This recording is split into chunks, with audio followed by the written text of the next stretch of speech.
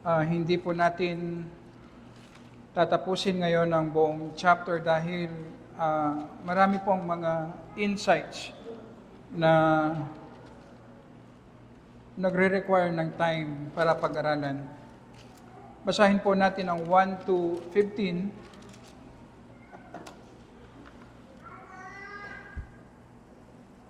Basahin po natin Genesis 18 verses 1 to 15. Verse 1. Ang Panginoon ay nagpakita kay Abraham sa may punong ensina ni Mamre habang siya'y nakaupo ng kainitan ang araw sa pintuan ng tolda. Itinaas niya ang kanyang paningin at nakita ang tatlong lalaki na nakatayo na malapit sa kanya. Nang sila'y kanyang makita, tumakbo siya upang sila'y salubungin mula sa pintuan ng tolda at yumuko siya sa lupa. Verse 3, At sinabi, Panginoon ko, kung ako'y nakatagpo ng biyaya sa inyong paningin, ay inihiling ko sa inyo na huwag mong lampasan ang iyong lingkod. Hayaan mong dalahan ko kayo rito ng kaunting tubig at maghugas kayo ng inyong mga paa at magpahinga kayo sa lilim ng kahoy. Kukuha ako ng kaunting tinapay upang makapagpalakas sa inyo at pagkatapos ay magpatuloy na kayo, iyamang kayo'y pumarito sa inyong lingkod. Kaya't sinabi nila, gawin mo ang ayon sa iyong sinabi. Si Abraham ay nagmadaling pumunta sa tolda ni Sarah at sinabi, dali, maghanda ka ng 3 takal ng mainam na harina, masahin mo at gawing mga tinapay. At tumakbo si Abraham sa bakahan at kumuha ng isang bata at malusog na baka at ibinigay sa alipin na nagmamadaling ihanda ito.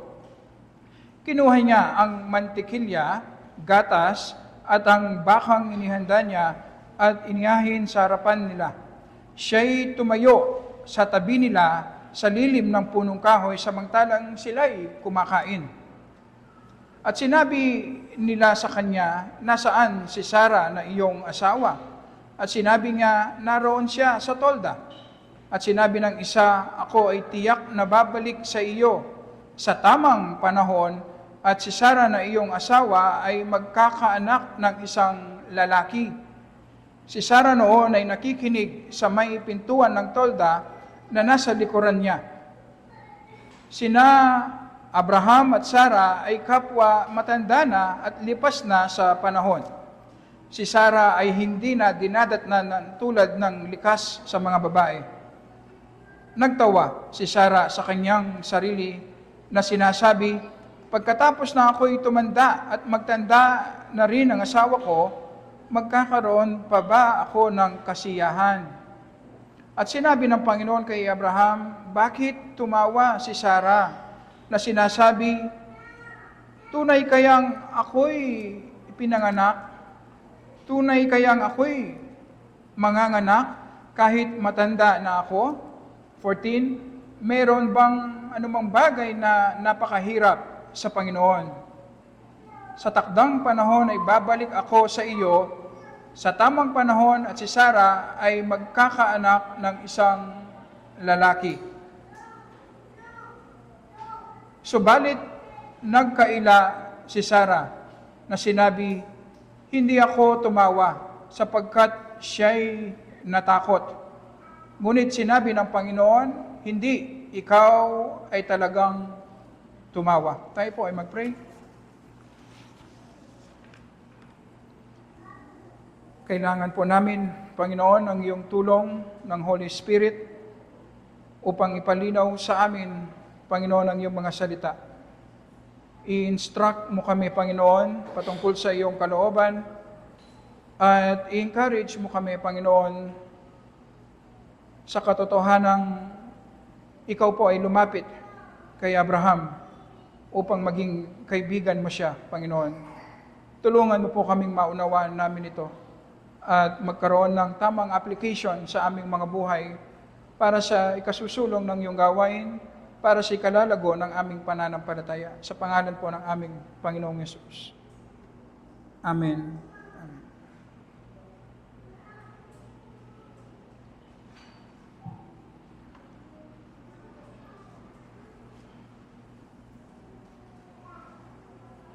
Si Abraham na sinasabing nag-iisang nakatanggap ng titulong Friend of God sa Old Testament. Sa 2 Chronicles chapter 20 verse 7, sa Isaiah 41 verse 8. Si Abraham na isang failure ay naging kilala sa pagiging kaibigan ng Panginoon. Sa James chapter 2 verse 23, tinukoy si Abraham bilang kaibigan ng Panginoon. Posible na ang unang pumapasok sa ating kaisipan, in a general sense, kaibigan ng Panginoon si Abraham dahil nagiging mabuti siya sa Kanya. Sa ating pag-aaral, makikita po natin sa Genesis 18 na hindi lamang ganoon ang ibig sabihin na kaibigan ng Panginoon si Abraham. Makikita natin na higit pa dito ang tinutukoy sa atin. Makikita po natin na binisita ng Panginoon si Abraham. Kumain kasama si Abraham at nakausap niya si Abraham intimately. Kinaibigan ng Panginoon si Abraham. Sinasabi sa atin na tayo ring mga mananampalataya ay pwede nating ma-enjoy ang friendship ng Panginoon sa atin sa pamamagitan ng pananampalataya natin sa ating Panginoong Yesus. Ito ang makikita natin at ating pag-aaralan ngayong umaga. Sa John chapter 15 verse 15, sinabi ng Panginoong Yesus sa kanyang mga disipulo, hindi ko na kayo tatawaging mga alipin, kundi tatawagin ko kayong mga kaibigan. Sa pag-aaral natin sa pakikipagkaibigan ng Panginoon kay Abraham, magkakaroon tayo ng malalim na pangunawa sa relationship ng Panginoong Yesus sa atin na tayo ay mga kaibigan ng ating Panginoong Yesus. Na ito ay bunga ng pagliligtas ng Panginoong Yesus para sa atin na makasalanan. Titingnan po natin una ang pagtanggap ni Abraham sa Panginoon sa kanyang tahanan. Makikita natin ang hospitality ni Abraham. Nag-umpisa ang Genesis 18 na nakaupo si Abraham sa pintuan ng kanyang tolda sa kainitan ng araw, kung saan sila po ay nagpapahinga at pansamantalang tumigil sa kanilang trabaho. Nang itaas niya ang kanyang paningin, ay nakita niya na nakatayo ang tatlong lalaki sa kanyang harapan. Magiging malinaw mamaya na hindi ordinaryong mga tao ang bumisita kay Abraham. Ang dalawa ay mga anghel at ang isa ay ang pre-incarnate form ng ating Panginoong Yesus.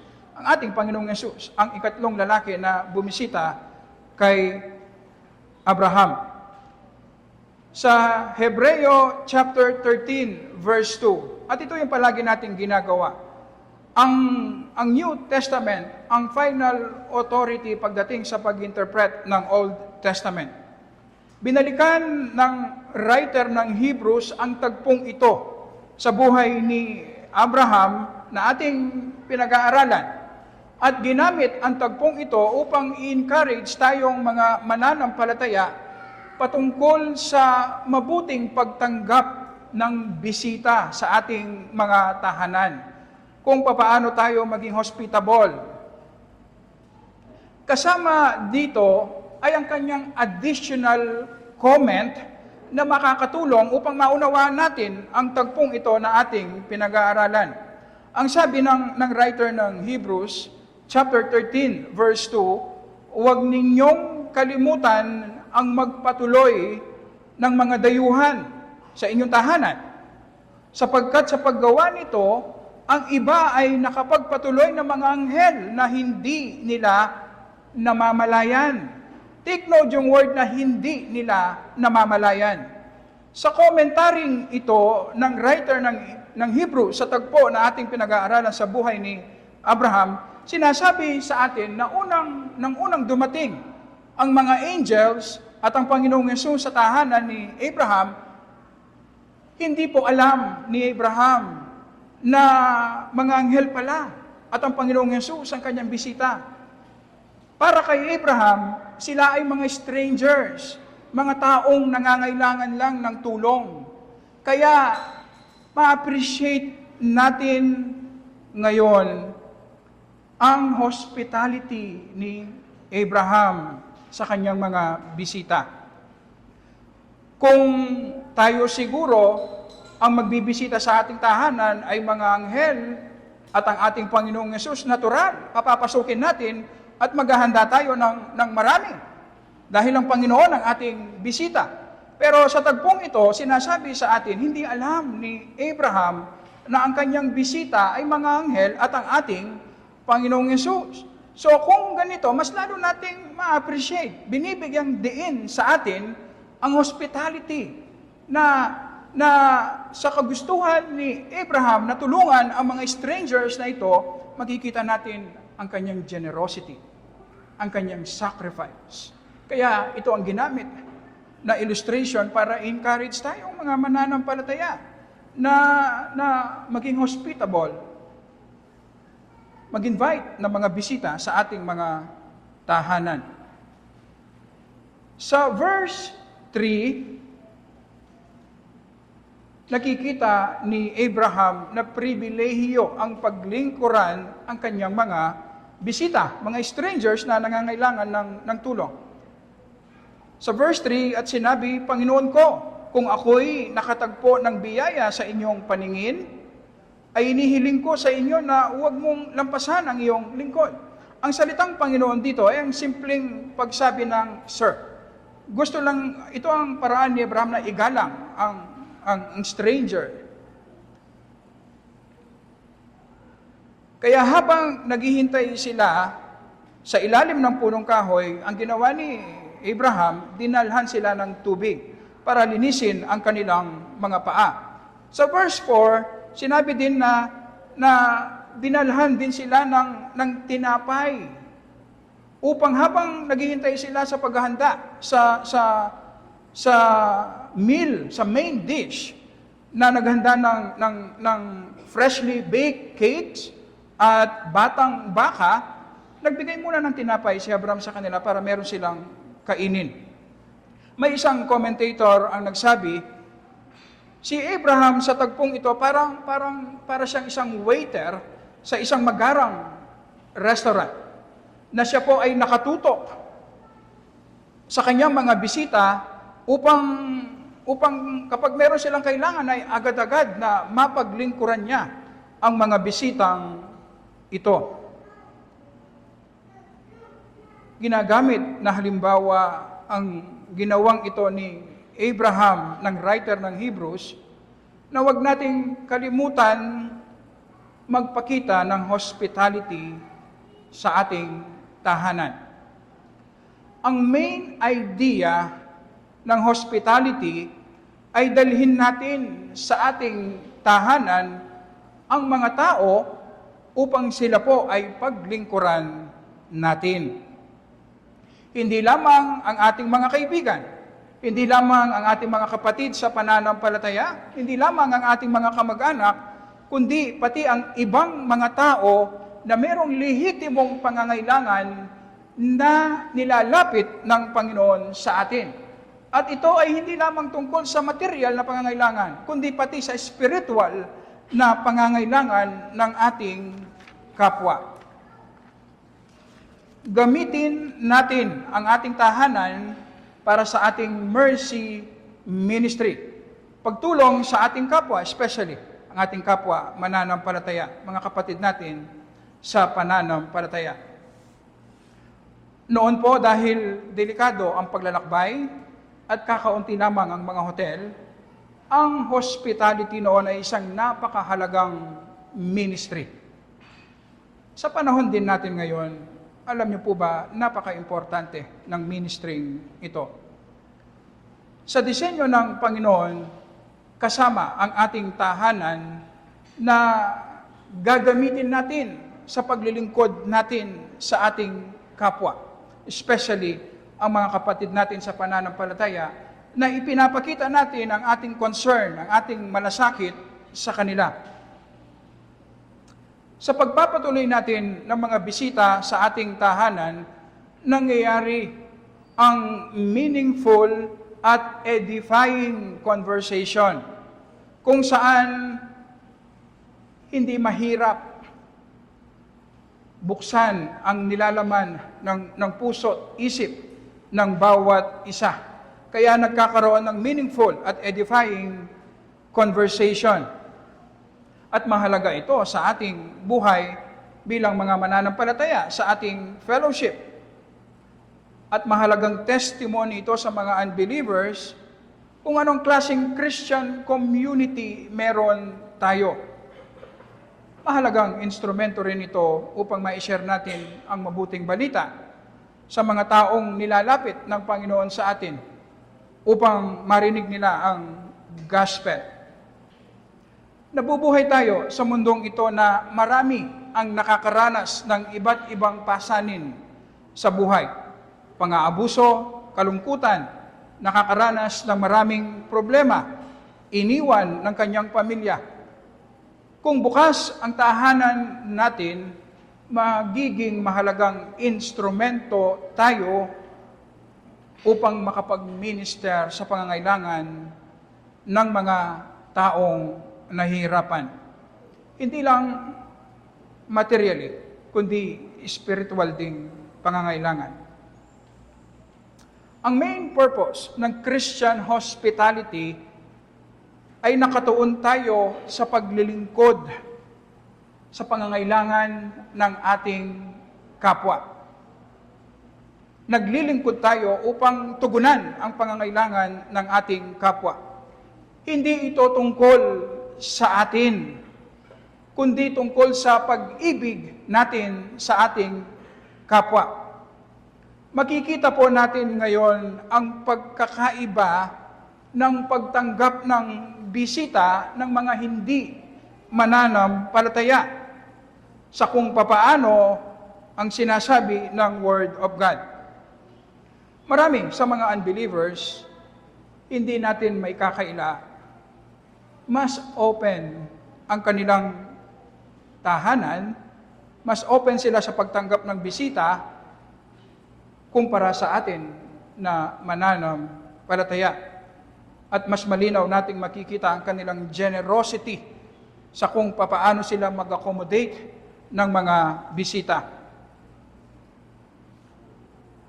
Ang malaking pagkakaiba ay ginagamit nila ang pagtanggap ng bisita upang i-display ang kanilang sarili. Nag-i-invite sila ng mga bisita sa kanilang tahanan upang ipakita kung gaano kaganda ang kanilang tahanan na simbolo ng kanilang tagumpay. Alam niyo po ba, dahil laganap ang ganitong practice, marami sa mga tao ngayon, sinasara nila ang kanilang bahay kasi dahil wala silang may pagmamalaking tahanan. Ginagamit nila ang pag-invite ng bisita upang maipakita kung gaano kasarap ang kanilang pagkain. Ipakita sa ibang tao na ganito kataas ang estado nila sa buhay. Marami sa atin dahil wala tayong mayapag na masarap na pagkain, sinasara natin ang ating tahanan sa iba. Sa iba naman dahil ayaw nilang maabala o mabigatan kaya sinasara nila ang kanilang tahanan. Importanteng reminder sa atin, especially sa mga kapatid na busy at maraming obligasyon sa buhay. Kasama sa pagiging katiwala natin ng Panginoon ay gamitin natin ang ating tahanan sa paglilingkod natin sa ating kapwa mananampalataya. Kaya nagre-require ito ng sacrifice. Isang ministry ang hospitality na kailangan nating isama sa ating paglilingkod sa Panginoon.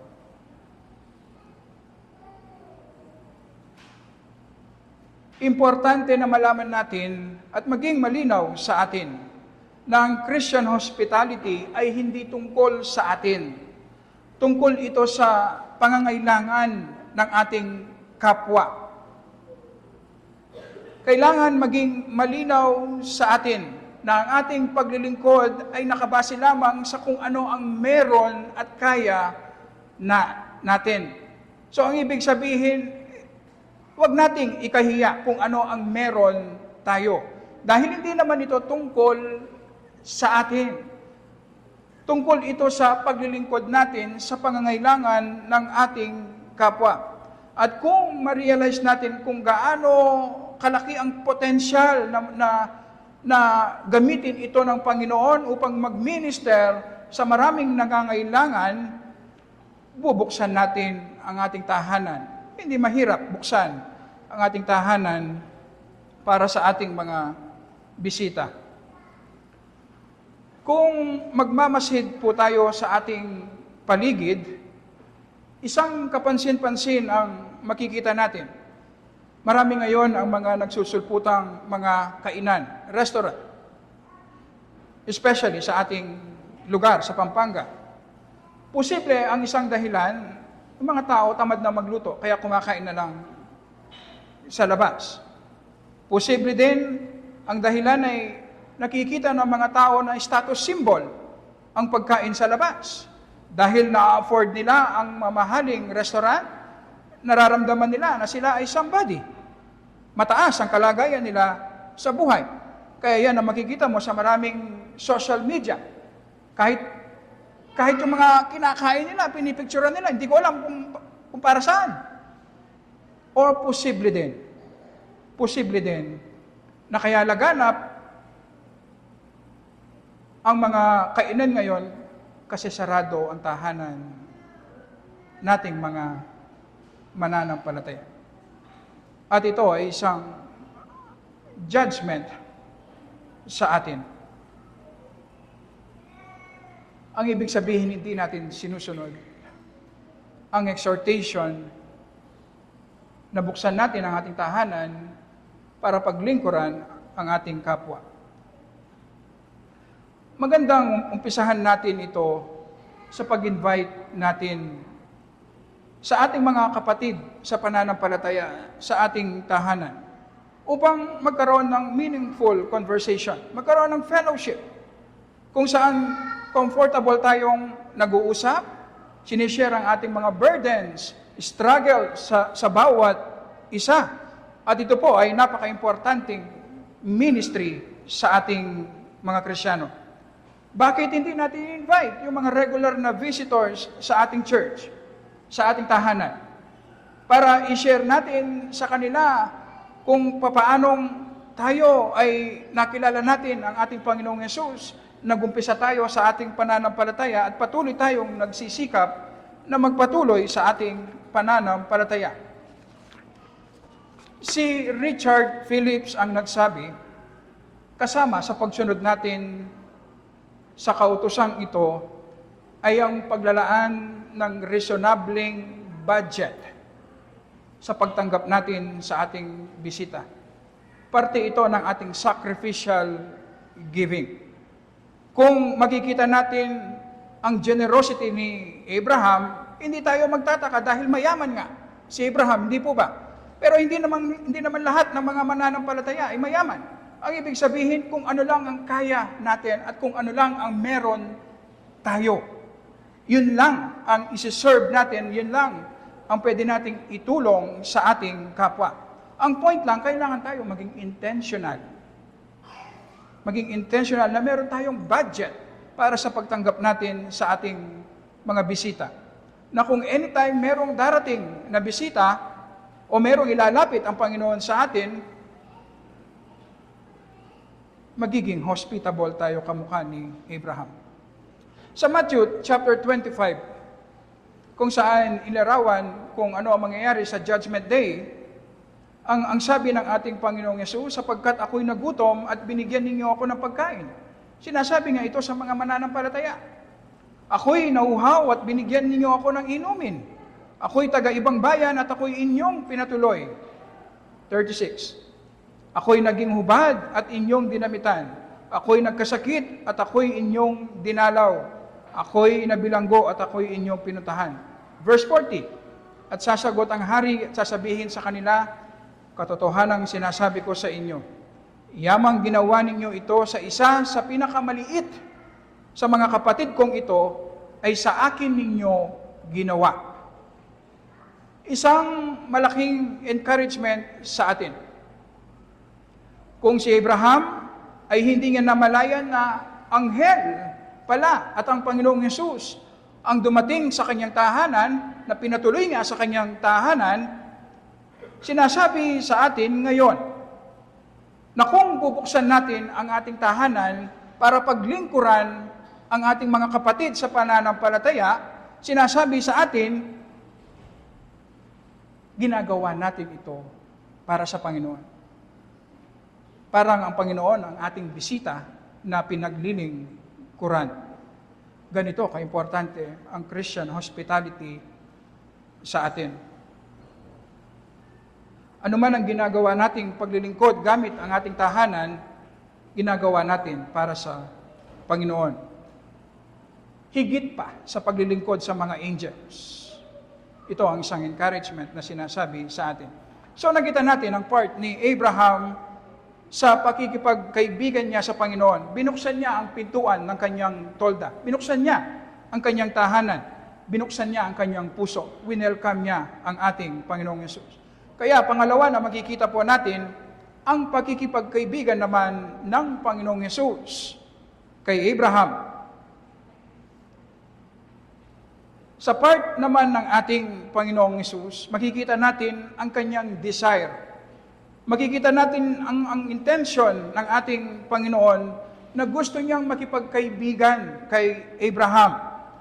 Sa Bible, hindi lang ito ang tagpo kung saan nag-serve ng pagkain, nag-serve ng meat and bread sa harapan ng Panginoon. Sa Judges chapter 13, kung saan si Manoah at ang kanyang asawa naghapag ng meat and drink sa harapan ng anghel na nagdadala ng balita sa kanya na magkakaroon siya ng isang anak na lalaki. Alam niyo po ba ang nangyari? Bumaba ang apoy at sinunog ang pagkain. Ginawang offering sa Panginoon. Ang significant, ang importante sa tagpo na ating pinag-aaralan sa buhay ni Abraham, naghanda ng pagkain si Abraham. Imbes na sunugin, ang nangyari, tinanggap po ng mga angels, tinanggap ng Panginoong Yesus, at kumain kasama si Abraham. Ang ibig sabihin, gustong magkaroon ng intimate fellowship ng Panginoon kay Abraham. Tinanggap ng Panginoon ang hospitality ni Abraham. Ang ibig sabihin, nag-extend ng friendship ang Panginoon kay Abraham. Makikita po natin, merong isang komentaryong nagsabi na ang Panginoon ay isang sociable God. Gustong-gusto niyang lumapit sa mga taong kanyang niligtas upang siya ay makipagkaibigan. Ito po ay makikita natin sa banal na hapunan na ginagawa natin tuwing unang linggo ng buwan, kung saan ang Panginoon sa pamamagitan ng Holy Spirit ay nakikipag-fellowship sa atin, na sa pamamagitan ng kanyang kamatayan sa krus, ang ating Panginoong Yesus na sinisimbolo ng mga elemento, tinapay at kopa, ay inalis niya ang hadlang sa ating fellowship sa Kanya, ang kasalanan. Kaya naman makikita po natin sa ating banal na hapunan ang desire, ang intention ng Panginoon na gusto niyang mag-establish ng friendship, gusto niyang magkipagkaibigan sa atin. At merong tatlong aspeto ang pakikipagkaibigan ng Panginoon kay Abraham. Una, companionship. Kilala po si Abraham sa lakas ng kanyang pananampalataya. Pero wag natin kakalimutan na malungkot ang kanyang pamumuhay noon. Inutusan siya ng Panginoon na iwan niya ang kanyang tahanan, ang kanyang pamilya, ang kanyang lugar, upang pumunta sa isang lugar na sasabihin ng Panginoon. At noong nasa Kanaan na siya, iniwan din siya ng isang kamag-anak niya, si Lot. Dahil hindi na sila pwedeng magsama sa iisang lugar dahil sa sobrang dami ng kanilang mga hayop. Ang natitirang kamag-anak na meron siya ay si Sarah. Ang ibig sabihin, merong matinding pangangailangan si Abraham na magkaroon ng kaibigan na makakasama. At alam niyo po ba, sinamahan siya ng Panginoon. Binisita siya ng Panginoon. Kumain ang Panginoon na kasama si Abraham. Lumakad ang Panginoon na kasama si Abraham. Sa ating society ngayon, para ma-appreciate po natin ang ginawa ng Panginoon, madalang ka lang makakita ng mga tao na magkaiba ang kalagayan nila sa buhay, pero malapit na magkaibigan. Yung mga mayayaman, nakikipagkaibigan lang sa kapwa nila mayayaman. Yung mga marurunong, nakikipagkaibigan sa kapwa nila marurunong. Yung mga taong matataas ang kanilang posisyon, hindi sila maabot ng mga ordinaryong mga tao. Ma-appreciate natin ang ginawa ng ating Panginoong Hesus. Na sa kabila ng kanyang pagiging Diyos, eternal, infinite, powerful na Diyos, bakit siya ang bumaba?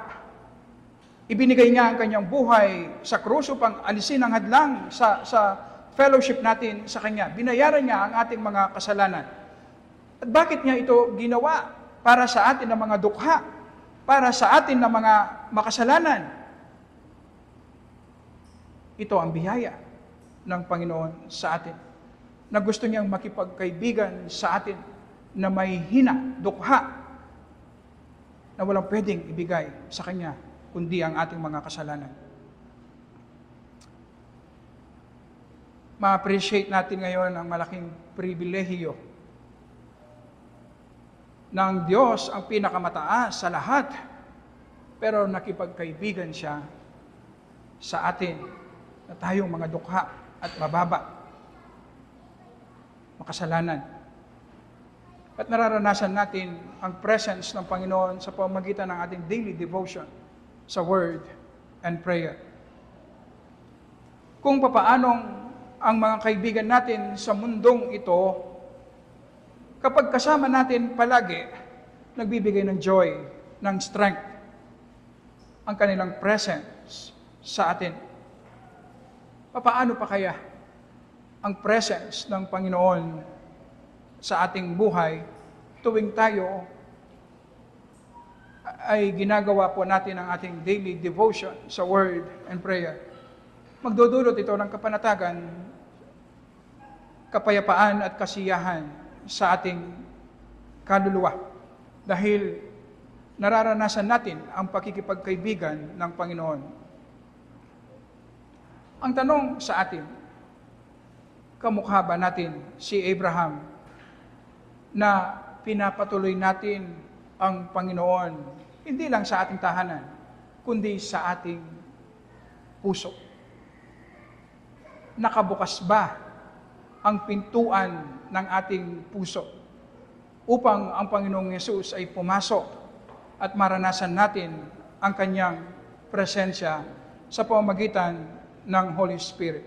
Pangalawa, makikita natin ang communication sa pagkikipagkaibigan ng Panginoon kay Abraham. Ang magkaibigan palaging nag-uusap. Palagi nilang binubuksan kung ano ang laman ng kanilang puso't isipan sa bawat isa. Ang Panginoon, makikita po natin, hindi lang siya umupo na kasama si Abraham sa harap ng pagkain. Sa verse 18, pag-aaralan po natin yan sa susunod na linggo, alam niyo po ba, inilahad ng Panginoon kay Abraham ang kanyang plano patungkol sa Sodoma, kung ano ang kanyang gagawin dahil sa lubhang masama na ang Sodoma. At makikita rin po natin si Abraham nag-plead, nag-intercede para sa Sodoma dahil gustong maligtas ni Abraham ang mga tao sa Sodoma. So merong conversation. Sinabi ng Panginoon ang kanyang plano, ang kanyang intention kay Abraham, at si Abraham naman nakikiusap sa Panginoon na i-spare niya ang Sodoma. Sa John chapter 15, verse 15, hindi ko na kayo tatawaging mga alipin, sabi ng Panginoong Yesus sa kanyang mga disipulo, sapagkat hindi nalalaman ng alipin kung ano ang ginagawa ng kanyang Panginoon. Ngunit tinatawag ko kayong mga kaibigan sapagkat ang lahat ng mga bagay na narinig ko sa aking Ama ay ipinapaalam ko sa inyo. Sa New Testament, ang mga apostol, mga disipulo, mga Kristiyano, tinatawag na alipin ng Panginoong Yesus. At ito ay isang malaking pribilehiyo sa atin na tawaging alipin ng Panginoon na namatay sa krus para sa ating kaligtasan. Sa ating text na binasa sa John chapter 15 verse 15, hindi po sinasabi na dahil kaibigan na tayo ng Panginoon ngayon, ay hindi na tayo magiging alipin, hindi na tayo susunod. Dahil kung tutuloy tayo sa pagbabasa, kasama sa hinihingi sa kaibigan ng Panginoon ay ang sumunod sa mga kautusan ng Diyos. So mananatili tayong alipin at susunod sa kalooban ng Panginoon. Ang sinasabi lang sa atin, pagdating sa relationship natin sa Panginoon, hindi lang nakabase sa structure na ang Panginoon ang master, ang Panginoong Yesus ang ating Panginoon, at magsasubmit tayo sa kanyang kalooban bilang kanyang mga alipin. Hindi lang ganon. Kasama din dito ay binubuksan ng Panginoon ang kanyang puso't isipan sa atin. Ang sabi niya, ang lahat ng mga bagay na narinig ko sa aking Ama, sabi ng ating Panginoong Yesus, ay sasabihin ko sa inyo na hindi po ginagawa sa isang alipin yan. Kung paano ang Panginoong Yesus ay sinabi niya ang kanyang plano kay Abraham patungkol sa Sodoma, higit sa atin ngayon ang blessing na sinasabi ng Panginoong Yesus ang lahat ng plano niya patungkol sa church, patungkol sa mundong ito, patungkol sa kung paano niya i-grow ang iglesia, kung paano niya i-grow ang individual na mananampalataya, patungkol sa kaparaanan, sa kung paano niya tayo palakasin at i-grow sa ating pananampalataya at maging kamukha ng ating Panginoong Yesus. Ginawa na ng ating Panginoong Yesus ang kanyang part, kaya binigay ang Bible sa atin. Sa Bible, makikita natin, sinasabi ni Apostol Pablo, ang kaisipan ng Diyos, ng ating Panginoong Yesus. Ang lahat ng nakasulat sa Bible ay kaisipan ng Diyos. At ibinigay na sa atin dahil nga nag-o-offer ng friendship ang Diyos sa atin. Ang question sa atin, interesado ba tayong marinig, basahin kung ano ang iniisip at plano ng Diyos? Interesado ba tayo na makipagkaibigan sa Diyos? Kung hindi po natin nararanasan ang pagkikipagkaibigan ng Panginoon sa atin, ang problema po, wala po sa Diyos. Ginawa na niya ang kanyang part, kaya nga mayroong Bible. Ang problema po ay nasa sa atin. hindi natin nakikitang kaibigan ang Diyos.